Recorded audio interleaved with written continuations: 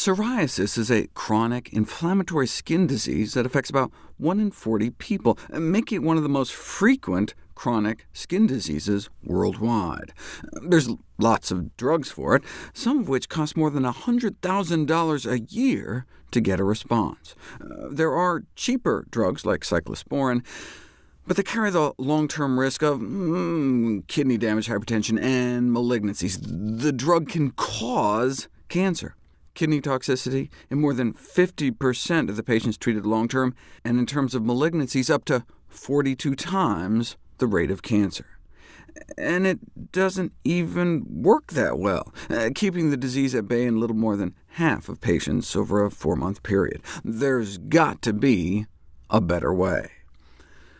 What about plants, topical botanical agents for the treatment of psoriasis? Well, aloe vera gel is said to possess anti-inflammatory, anti-itching, and wound-healing properties. But as I described before, when it was put to the test for wound healing, it actually made things worse.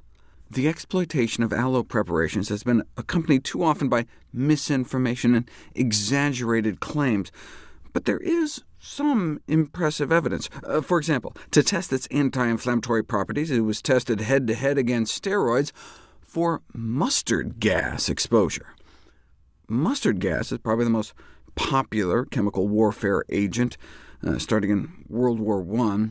The last widespread military use was in the 80s during the Iran-Iraq War, with more than 100,000 exposed, and many still suffering from the long-term complications, predominantly itching. Even decades after surviving a gas attack, 70 to 90% are still suffering.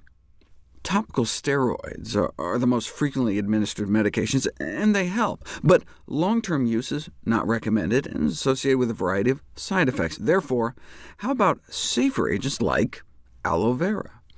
67 chemical warfare-injured vets were randomized to apply aloe vera olive oil cream or the steroids, and the aloe vera mixture appeared to work as well as the drug. OK, well then let's give it a try for the management of psoriasis. By the end of the month-long study, the aloe vera cream had cured 83% of the patients, compared to the placebo cure rate of less than 10%, resulting in significant clearance of the psoriatic plaque skin lesions. All right, but that's compared to an inactive placebo. How about compared to steroids?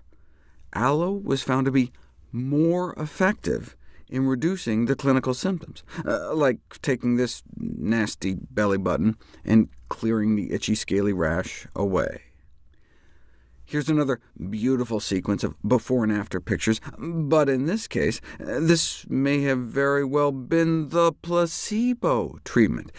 In this double-blind, placebo-controlled study of a commercial aloe vera gel in the treatment of slight to moderate psoriasis, things got better in 70% of the aloe-treated sites, but 80% of the placebo-treated areas improved. The placebo beat out the aloe.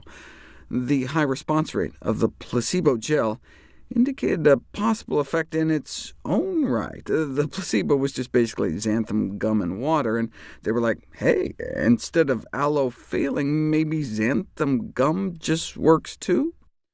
All in all, the results on the effectiveness of aloe vera for psoriasis are contradictory, but applying it on the skin appears safe, so I figure, why not give it a try?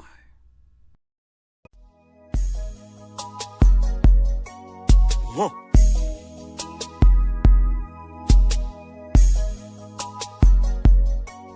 Whoa.